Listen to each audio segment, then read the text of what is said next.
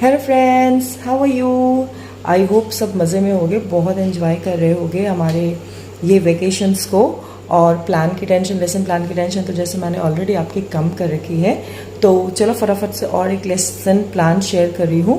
And कल already 3-4 lesson plan मैंने collect किए हुए हैं, तो कल एक साथ ही 3-4 लेसन प्लान शेयर करूँगी, तो संडे तक कंप्लीट कर लेना। And without wasting time let's start making lesson plan.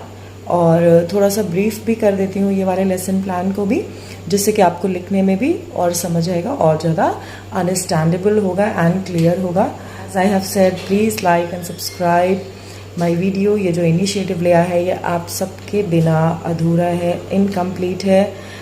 तो सबसे पहले जैसे देख रहे हो, ग्रेड मेंशन है, सब्जेक्ट है, टॉपिक लिखा हुआ है और ड्यूरेशन। ये तो अब करके आपको क्लियर हो गया होगा।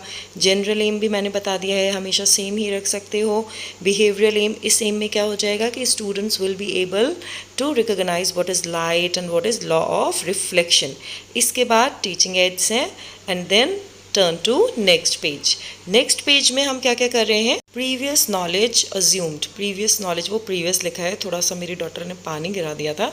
तो प्रीवियस नॉलेज अज्यूम्ड, उसमें फिर से है कि लास्ट क्वेश्चन का जैसे स्टूडेंट रिस्पॉन्स नहीं कर पाए, then pupil teacher will announce the topic. फिर से तो पीपल टीचर कुछ ऐसे क्वेश्चन पूछ रहा है कि लाइट क्या है, ऐसे कुछ क्वेश्चन के हम फाइनली किस पे आके फिनिश करते हैं कि लाइट क्या है। देन जब बच्चे थोड़े बहुत ऑप्शंस दे देते हैं but they are not able to define light, then the pupil teacher announce the topic. और वो अनाउंसमेंट क्या करेगा कि let's student well we are going to study about light today. Clear?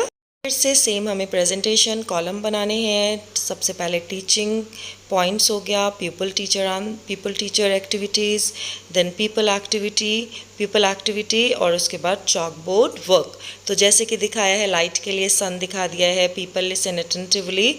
And इसके बाद फिर आता है रिफ्लेक्शन, कि लाइट को हम कैसे डिफाइन करें। रिफ्लेक्शन समझा दिया। फिर नेक्स्ट पेज पे आते हैं। यहाँ पे देखो मैंने क्या बताया हुआ है क्लियरली, ब्लैक बोर्ड वर्क में भी शो किया है इंसिडेंट रे, रिफ्लेक्टेड रे।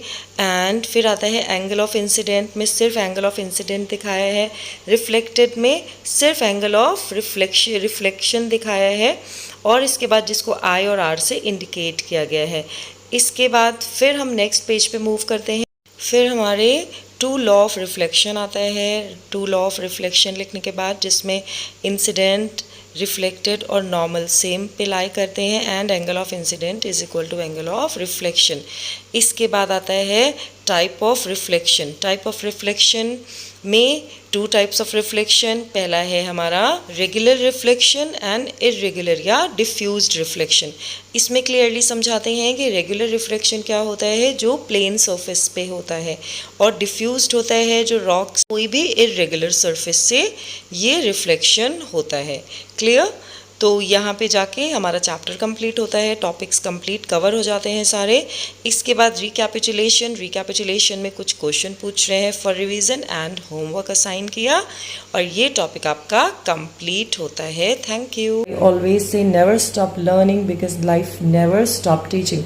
तो अगर लाइफ से हमेशा लाइफ में आगे रहना है तो कभी भी लर्निंग नहीं बंद करनी है, क्योंकि लाइफ तो हमें टीच करेगी।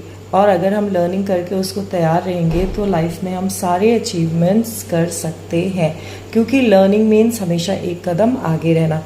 तो whatever the life teaches us, अगर हमने वो लर्न कर लिया है तो हम आगे सक्सेस हमें हमेशा मिलकर ही रहेगी। Then kindly like and subscribe my channel and hoping the best for all of you. Bye, have a good night, sweet dream, read and lead.